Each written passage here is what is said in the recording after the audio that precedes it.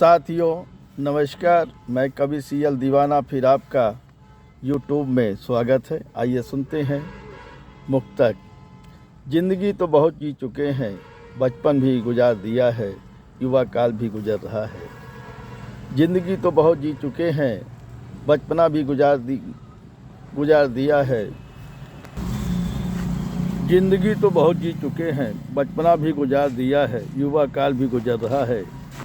अब बुढ़ापा गुजर रहा है। अब बुढ़ापा गुजर रहा है। उम्र के हिसाब से धीरे धीरे अब मुझे जिंदगी भर एक सुकून की तलाश है। अब बुढ़ापा भी गुजर रहा है। उम्र के हिसाब से अब धीरे धीरे अब मुझे ज़िंदगी भर एक सुकून की तलाश है। वो सुकून नहीं मिल रहा है। वो कहीं पर ठहरे हुए हैं, मैं भी कहीं ठहरा हुआ हूँ। वो भी कहीं ठहरे हुए हैं, मैं भी कहीं ठहरा हुआ हूँ। अब मुझे ज़िंदगी भर एक सुकून की तलाश है। अब मुझे ज़िंदगी भर एक सुकून की तलाश है। वो सुकून नहीं मिल रहा है।